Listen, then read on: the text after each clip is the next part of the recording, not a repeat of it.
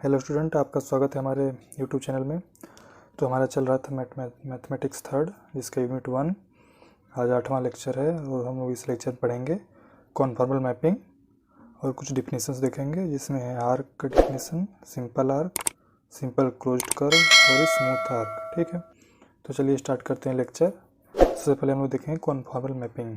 What is conformal mapping? ठीक है, तो कॉन्फॉर्मल मैपिंग देखने से पहले हम एक बार रिवाइज कर लेते हैं कि कॉम्प्लेक्स नंबर में मैपिंग कैसी होती है। ठीक, तो चलिए देखते हैं पहले मैपिंग। ठीक है, इसको बस देखना हमको थोड़ा बहुत कैसे रिप्रेजेंट करते हैं।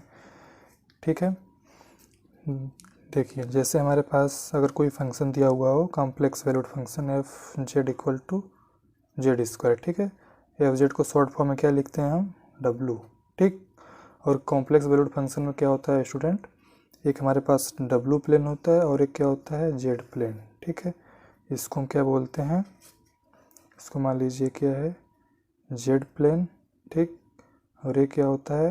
रियल एक्सिस, और ये क्या होता है? Imaginary axis. ठीक, और एक होता है इसमें क्या? डब्लू प्लेन। ये क्या स्टूडेंट? W plane. ठीक, और इसमें क्या होता है? यू होता है, और ये कौन सी एक्सिस होती है? वी। ठीक ठीक, अब क्या होता है स्टूडेंट, हम कोई भी पॉइंट लेते हैं यहाँ में, जेड की वैल्यू कोई भी लेते हैं, उसको हम यहाँ पे रिप्रेजेंट करते हैं, और उसकी जो वैल्यू आती है उसको हम कहाँ रिप्रेजेंट करते हैं? डब्लू प्लेन पे। ठीक, फॉर एग्जांपल मान लीजिए हमने ले लिया जेड इक्वल टू 1 + 2i। ठीक, ये ले लिया हमने। अब हम 1 + 2i इस पर कैसे दिखाएंगे? 1 डिस्टेंस यहाँ पे चलेंगे और 2 डिस्टेंस ऊपर चलेंगे, तो जो पॉइंट आएगा इसको क्या बोलेंगे? 1.2, 1,2। ठीक, अब इसकी जो इमेज आएगी, इसकी जो वैल्यू आएगी, उसको किस पे दिखाएंगे? इस प्लेन पे हम दिखाएंगे। ठीक, कॉम्प्लेक्स में से तस करते हैं। हमारे पास जब रियल वैल्यूड वाला फंक्शन होता है, जब हम 12th में पढ़े थे, उसमें क्या था? एक ही प्लेन में हम उसके डोमेन और कोडोमेन दोनों की वैल्यू हम रिप्रेजेंट कर देते थे, लेकिन इसमें ऐसा पॉसिबल नहीं है। इसमें क्या होता है? एक जेड प्लेन होता है, एक डब्लू प्लेन होता है। ठीक, जेड प्लेन डोमेन के लिए और जो डब्लू प्लेन किसके लिए होता है? कोडोमेन के लिए। ठीक, तो हम इसमें वैल्यू रखेंगे 1 + 2i। तो यहाँ रखेंगे हम जब क्या है? एफ जेड इक्वल टू क्या है? Z square. अब हम इसमें रखेंगे जेड की प्लेस पे 1 + 2i किया जाएगा, 1 + 2i रखेंगे तो हो जाएगा 1 + 2i का होल स्क्वायर। इसको सॉल्व करेंगे स्टूडेंट तो हमें आएगा -3 + 4i। आप लोग चेक कर लीजिएगा। तो क्या होगा इसमें कि हम क्या होगा अब इसको रिप्रेजेंट इस पर कैसे करेंगे हम? -1 -2 -3 डिस्टेंस इधर और 4 डिस्टेंस ऊपर, 1 2 3 4। ठीक, तो जो पॉइंट आएगा स्टूडेंट, ये क्या हो जाएगा? -3, 4। ये क्या हो जाएगा? इस पॉइंट का इमेज हो जाएगा। ठीक ठीक, इतनी बात समझ में आई। बस इसी तरीके से अगर और पॉइंट होता तो और उसका निकालते इमेज, उसको भी इसी तरह से दिखाते। जितने सारे पॉइंट्स होंगे हम उसको ऐसे दिखाते जाएंगे। ठीक है, अब देखिए कॉन्फॉर्मल मैपिंग। ठीक, अब कॉन्फॉर्मल मैपिंग में क्या होता है स्टूडेंट? मान लीजिए हमारे पास, फिर से बना देता हूँ एक बार। ठीक है, ये है जेड प्लेन। ठीक, और ये क्या है? डब्लू प्लेन। ठीक, दिखाई दे रहा है? हाँ ठीक, ये क्या है? जेड प्लेन, ये क्या है? डब्लू प्लेन। ठीक, तो अब क्या होगा? ये यू है और ये वी है, ये रियल एक्सिस है, ये इमेजरी एक्सिस है। ठीक, अब मान लीजिए कि हमारे पास जो जेड प्लेन है इसमें कोई कर्व दिया हुआ है। ठीक, कोई कर्व है, ये C1 कर्व है। ठीक, कोई C1 कर्व है। ठीक, और हम इसका कोई फंक्शन है, ठीक, f। इस हम क्या करें? इस कर्व का हम इमेज निकाल रहे हैं। ठीक, इस कर्व की जो भी वैल्यू है इसमें रख करके इमेज निकाल रहे हैं। फिर जो उसकी इमेज आई, मान लीजिए उसकी इमेज कुछ है ऐसे।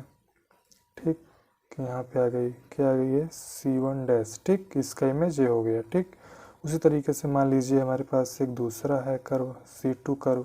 ठीक, और इसका भी इमेज हम निकाल लिए, तो एक क्या आ गया? ये आ गया C2। ठीक है, ऐसा नहीं जरूरी कि ऐसा ही है, ऐसे ऐसे कैसे भी आ सकता है, बस मैं आपको दिखा रहा हूँ कि ये मान लीजिए ऐसा है। ठीक है, अब क्या होगा स्टूडेंट? अगर मान लीजिए हमारे पास जो इन दोनों कर्व के बीच का एंगल है, ठीक, ये वाला थीटा और ये वाला, ठीक, अगर ये दोनों बराबर हैं, और दूसरी बात क्या? अगर हम ओरिएंटेशन मतलब C1 से C2 की तरफ अगर हम जा रहे हैं तो किधर जाना पड़ रहा है, एंटी क्लॉकवाइज डायरेक्शन जाना पड़ रहा है। ठीक स्टूडेंट, देखो हम C1 से C2 की तरफ जब जा रहे हैं तो डायरेक्शन क्या है उसकी, एंटी क्लॉकवाइज। वैसे ही अगर इधर भी देखो, अगर हम C1 डैश से C2 डैश की तरफ जा रहे हैं, इधर भी एंटी क्लॉकवाइज डायरेक्शन में जा रहे हैं। ठीक है, दोनों का डायरेक्शन भी सेम हो गया और एंगल भी दोनों के बीच का सेम हो गया। तो हम ऐसे फंक्शन को क्या बोलेंगे, हम कॉन्फॉर्मल मैपिंग या कॉन्फॉर्मल फंक्शन, जो भी बोलना है बोल सकते हैं। ठीक है, समझ में आई बात। ठीक है, तो यही होता है कॉन्फॉर्मल मैपिंग। अब चलिए हम लोग इसका डिफिनीसन लिख लेते हैं। ठीक, स्टूडेंट डिफिनीसन देखते हैं कॉन्फॉर्मल मैपिंग। ठीक, a mapping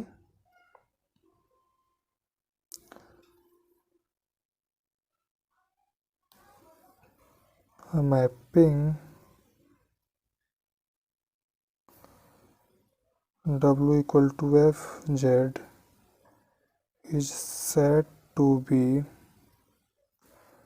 conformal at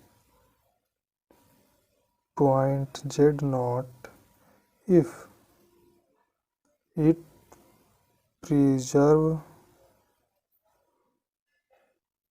the angle between two oriented arcs passing through z naught in magnitude and sense। ठीक है, इस स्टूडेंट यहाँ आर्क का मतलब क्या है, ये जो क्या है इसको बोलते हैं आर्क बोलते हैं, कर्व बोलते हैं। ठीक है, तो यहाँ पे यही बोल रहा है जो हमने बताया अभी कि वो क्या करेगा, कॉन्फॉर्मल मैपिंग कब कहेंगे, जो वो प्रिजर्व करेगा एंगल प्रिजर्व करेगा और ओरिएंटेशन जो है आर्क का वो प्रिजर्व करेगा, तो उसको हम क्या बोलेंगे, हम कॉन्फॉर्मल मैपिंग बोलेंगे। ठीक है, और ये किसकी डिफिनीशन है, कॉन्फॉर्मल मैपिंग डिफिनीशन है एट पॉइंट। ठीक है, ये किसी पॉइंट पे कॉन्फॉर्मल मैपिंग है होने की डिफिनीशन है। ठीक है, अब हम देखते हैं कॉन्फॉर्मल मैपिंग की किसी डोमेन में क्या कंडीशन है, क्या डिफिनीशन है। ठीक है, एक और इसमें है, इसको लिख लेते हैं। ठीक, अ mapping W equal to fz is said to be conformal in domain D if it is conformal at each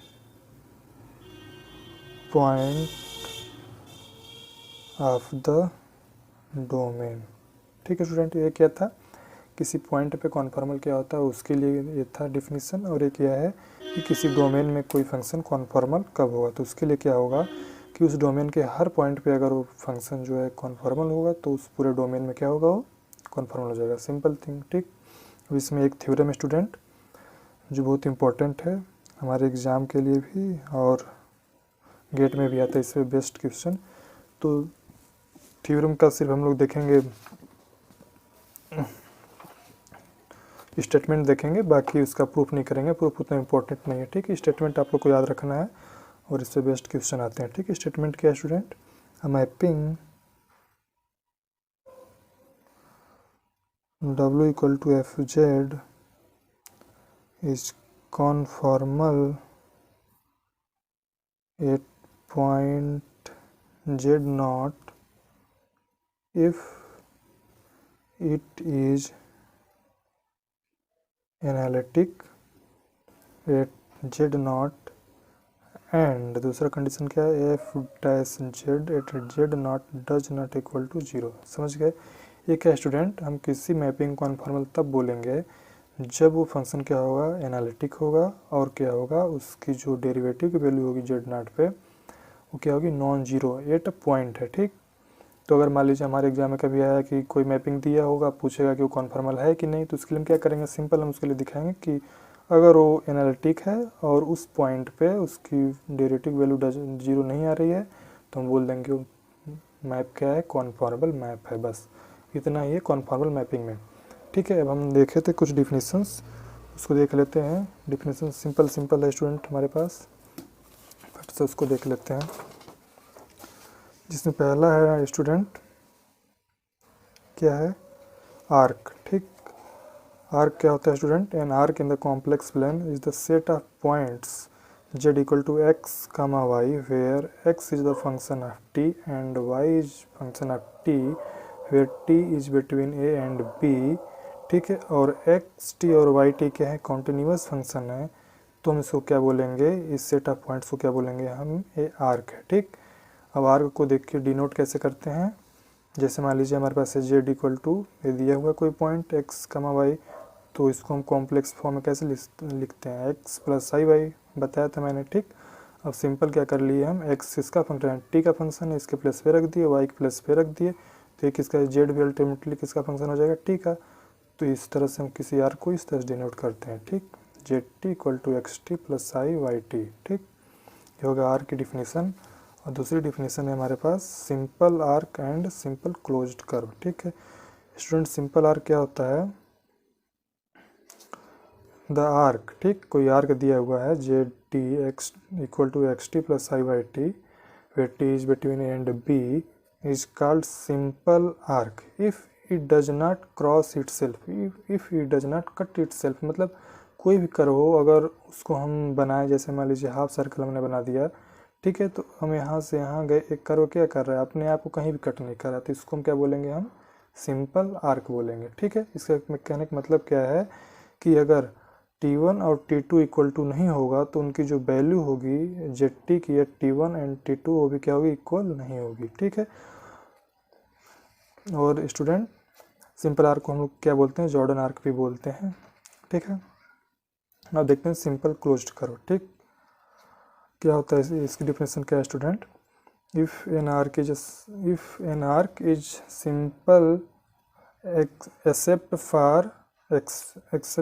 for z B equal to z है। इसका मतलब है क्या है कि वो सिंपल, कोई आर्क सिंपल है लेकिन केवल एक पॉइंट पे, इंड पॉइंट पे जेड बी पे और ए पे क्या है, उसकी वैल्यू सेम है, तो उसको क्या बोलेंगे हम, सिंपल क्लोज्ड कर्व।